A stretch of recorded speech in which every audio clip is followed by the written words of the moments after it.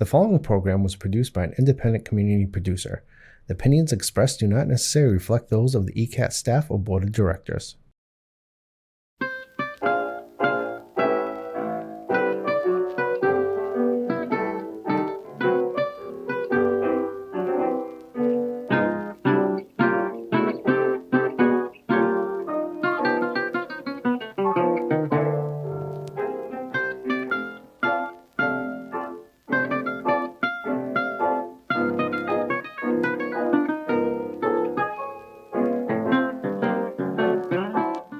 This is the John E. Grant Wheaton Farm Management Area. Wheaton Farm is a 1,250-acre parcel of land which the town acquired over several years through various means.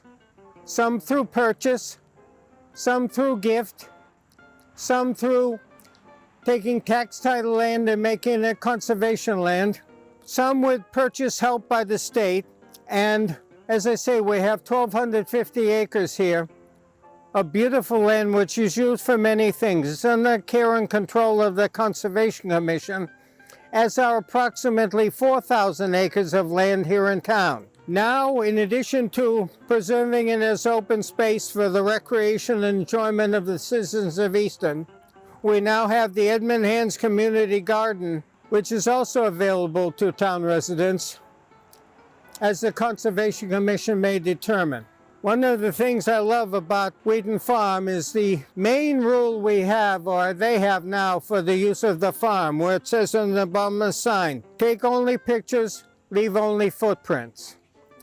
Often you will see people not only walking through the area and enjoying it, some people bring their horses and like to ride around the area. But beyond the parking lot we have here, motor vehicles are prohibited. Let us take a walk and see some of the Wheaton Farm attributes. This is the Edmund Hands Community Garden. Ed is another important figure in Easton history.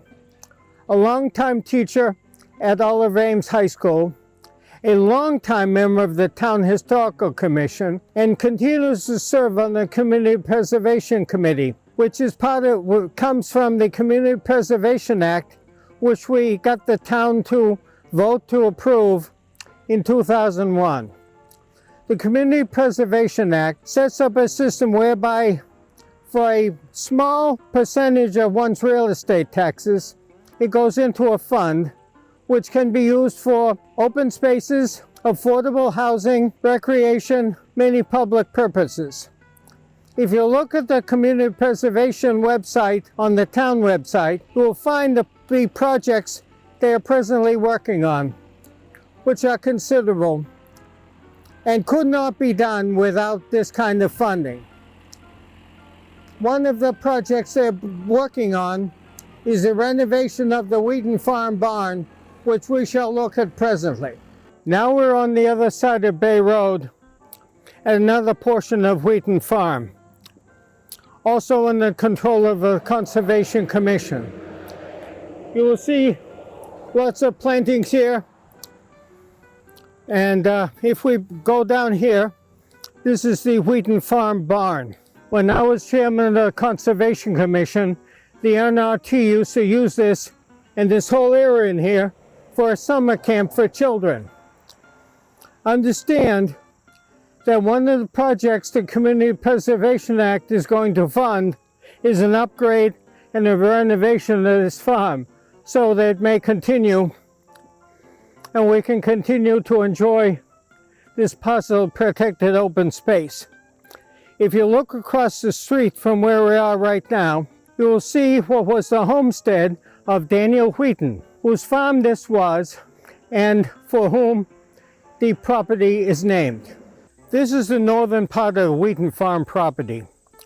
It's called the Webb Farm after a former owner. This is a former farm. The land goes out here and ties into the rest of the Wheaton Farm property.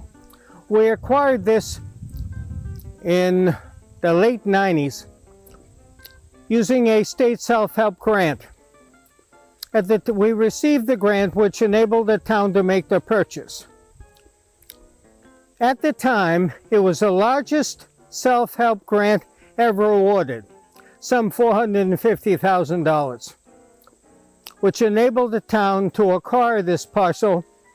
But this ties in the Wheaton Farm area, has some lovely walking trails, which people love to use and enjoy the vegetation and the wildlife and the views and the vistas. This vista over here is particularly enjoyable, and it's a great asset for the town. I always say it's impossible to talk about open spaces in the town of Easton without referring to John Grant. I had the pleasure of serving with John for 15 years on the Conservation Commission. John served for 45 years, was and is still the longest serving Conservation Commissioner in the state. John was particularly dedicated to the acquisition of open space land. John had it, well, when the town of Easton decided to propose a town wetlands bylaw to add to the Wetlands Protection Act, protect more things a different way, John made the case for it. John was very persuasive at town meeting, and the town meeting voted by voice vote to adopt the bylaw. One of the things John did was he maintained a map in his house of the entire town of Easton. He shaded in areas he thought were good areas for open space.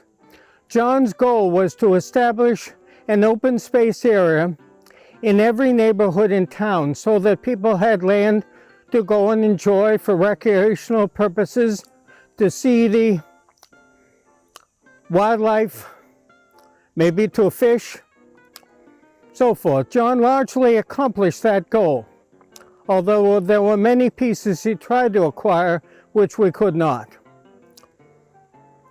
John, I think, will never be fully appreciated for all he has done for the town. I hope I'm wrong. But then in 2017, we decided to dedicate this area and rename it the John E. Grant Wheaton Farm Management Area. John was here at the ceremony,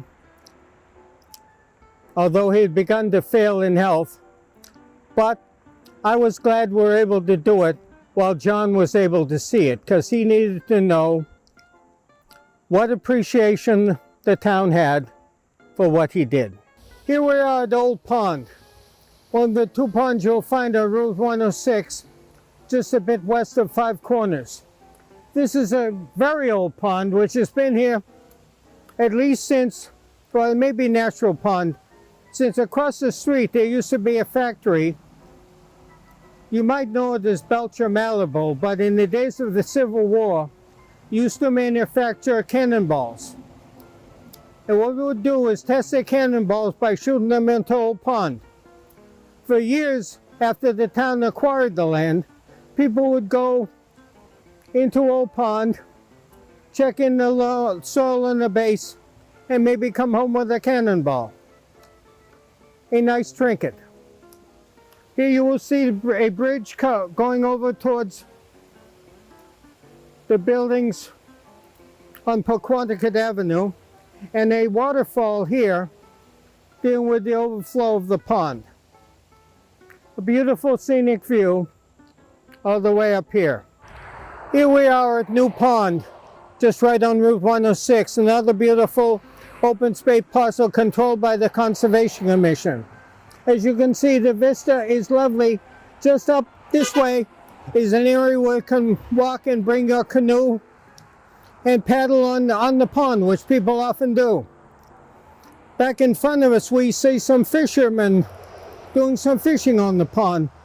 These are all permitted uses by the Conservation Commission to be enjoyed by the citizenry of the town.